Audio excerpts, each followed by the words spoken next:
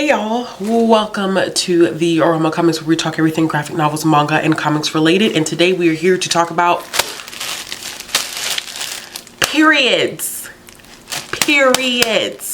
Period.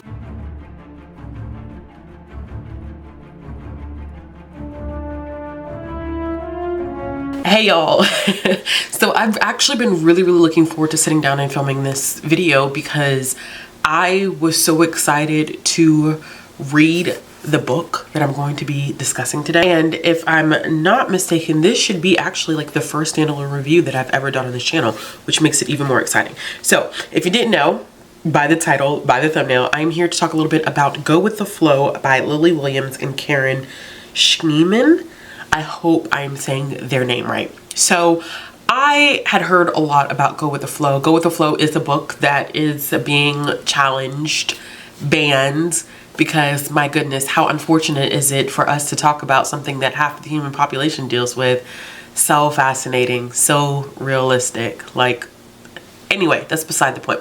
So I checked it out from a library and decided to give it a read. This book was published in 2020, so I am late to the game. I know that a lot of people have read this book, have loved it, have enjoyed it, and it is one that I have been meaning to get to. So just a bit of a synopsis. Go With The Flow follows four main characters. I'm going to look down because I am horrible at remembering names. It's Abby, Britt, Christine, and Sasha. And so Abby, Britt, and Christine were friends before Sasha came into the picture. Sasha actually ends up moving to their town from Sacramento because her mom ends up getting a job, and they end up uniting because Sasha gets her period for the first time and she ends up bleeding over her white pants, and these three step in and they become a quartet of best friends. So this book follows a couple of different things. So we're not only just talking about period conversations here, normalizing conversations surrounding periods and menstruation, or your monthly or your cycle, whatever you want to call it, just normalizing those conversations, but it also deals with conversations related to like the ups and downs in friendships, first love, queerness, the different things that happen when we transition into different phases of our life. And I love that this included so many different elements. So one of the things that I loved about this book in particular, because this is a channel where we discuss art-based forms of literature, the artwork was absolutely beautiful. I loved that they decided to stick with red. Red was the overarching color for the entire graphic novel, which makes sense because we are talking about periods, so why not use the color red? I loved it. It didn't distract from the text. I think that sometimes when you deal with some works that are monochromatic, it makes it feel a little stilted depending upon how the artist uses those colors, but this one just worked.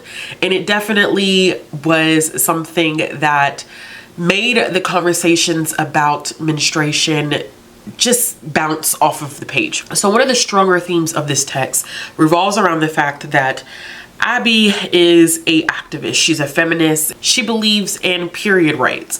And when I say period rights, what she's looking at is accessibility of items to help with periods. So that means having access to tampons, sanitary napkins, or pads, whatever your preference for term is. Abby's very much so like gung-ho. I need y'all to understand how important that is. And also, she's very focused on normalizing the conversations around having periods. Now, there are some things, without me spoiling, that Abby does that she's not always hyper aware of how her activism impacts those around her, which I think is very indicative of someone who's young and passionate and very just kind of like tunnel vision. I need to get this done, not really thinking about who's going to be impacted, who may be hurt by this. And she learns, it comes full circle in the end, but that is one of her character flaws, which is very, I think, normal for for someone her age, well, anyone of any age.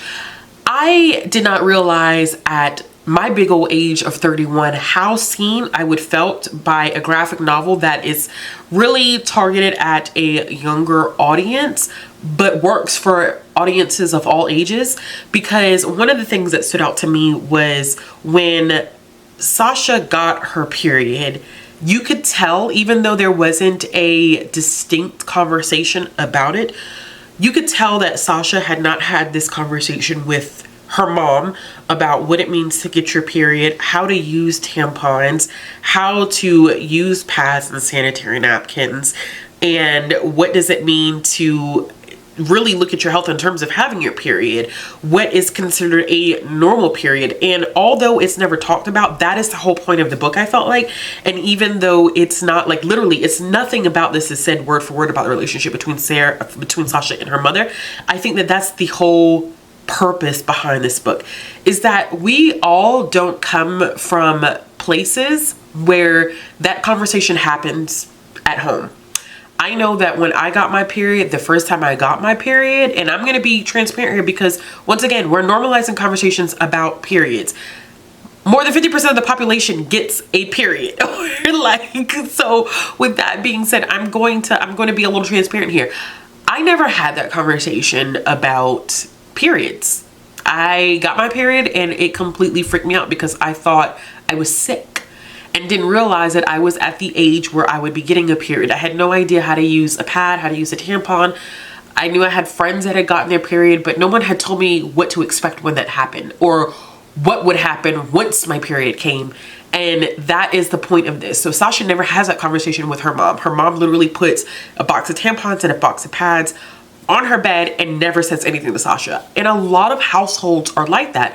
So then we have young girls, young women. Also, side note, sidebar, I'm going to interrupt myself. I absolutely loved that this book addresses the fact that trans men and also non-gender conforming individuals also do get periods and are also impacted by accessibility in terms of periods. I loved that. Round of applause, because although historically it has impacted young girls and women, we cannot forget about the other groups who also do get periods, which includes trans men and non-gender conforming people. I adored that there was so much inclusion in that conversation, even if we are so used to looking at periods from a very cis het perspective. I'm glad that they kind of took that conversation in a different direction. Anyway, going back to Sasha. So Sasha's non-communication with her mother is very vital to her having to rely on these three friends who have periods. And I love that with each girl that we talk to, they all have different experience with their periods. Some of them have short, light periods. We have Britt, who's like me. And I was like, oh my God, I really feel seen, because Britt has extremely painful periods to the point that she has to miss school. I don't think people understand how painful periods can be unless you have a painful period. Like, I had to actually end up getting on birth control because my period was so bad. Not just for reproduction, but also because I was popping acetaminophen to control the pain of my cramps to make it through a work day. While doing that, it helped to some degree. It also is ruining my liver at the same time. So people don't understand like how much people go through in order to function when having a period. I had a period that was extremely heavy. We're talking like the largest tampons you could buy, the largest pads you could buy, and wearing them both at the same time.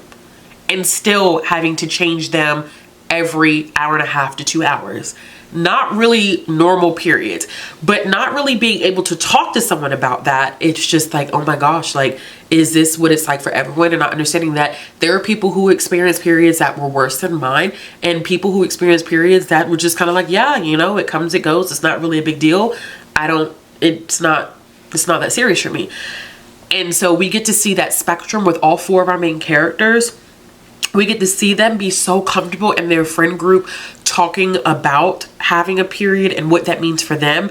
And then through Abby, we really get to see the activism part of it, where she's like, well, we need to be talking to legislators. We need to be talking to our school administrators. And she brings up some good points that, like, pads And tampons are not considered a medical necessity, which is wild to me. Like, I remember when I don't know if it's since changed because I don't have it anymore, but I forget what it's a medical spending account, HSA. I had an HSA account and I was not allowed to use the money on my HSA card to buy tampons and pads. How in the hell does that make sense? Because they weren't considered a medical necessity. To me, that is absolutely crazy that something like that would not be considered a medical necessity when literally, if I don't have them, I bleed all over the place. And it is a medical necessity to be able to function, to be able to go out into public. And there's so many points that this book was making that they should be free products. Why in the hell are you going into a school and kids are having to pay for tampons and pads, and then it's awkward because you have to have change to buy it? Who the hell is carrying quarters on them in order to pay for a tampon or a pad? That cuts off accessibility. It's period poverty.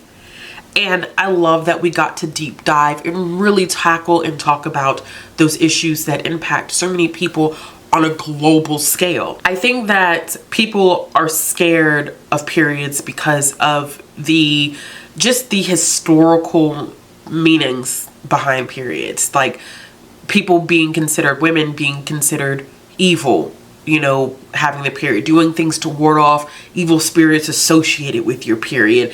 And I mean, granted, there were cultures that do honor and celebrate women when they have their period, but it just feels so taboo, which is awkward to consider something that is such a part of so many people's lives for it to be taboo. Like, we just don't talk about it. It's gross, it's disgusting. And I'm like, it's so normal though. Like, it's a normal part of so many of our lives. Why should it be a taboo conversation? It happens, it's life.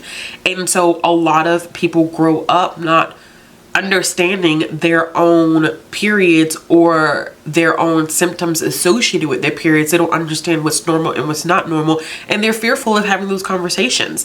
And we just see all of that, y'all. Just between that and the friendships and the artwork, this was one of the best graphic novels that I've read so far this year. Whenever I do my top list of graphic novels for 2023, this is definitely going to be on there. I'm so pissed that I waited so long to read it because I don't know. Like, I don't know why I waited so long, but this is fantastic. This is so fantastic. Even if my own child does not get her cycle for a while, I still think that this is a text that will hold up. It is so accessible, it's so important, it's so vital to so many different parts of so many different conversations. I cannot recommend this enough. Definitely a 5-star read for me. Oh my gosh, y'all. If you've read this book, let me know your thoughts in the comments below. If you have not read this book, I highly recommend picking it up. If you have any other recommendations for any comics or graphic novels that are like talk about period and menstruation, please let me know if they're any good, and I definitely will check them out. As always, if you like this video, give it a thumbs up. If you want to see more content from me, click the subscribe button and hit the bell for notifications. If you're looking for ways to follow me on social media, all the links will be down in the description box below, and I'll be back with another video soon.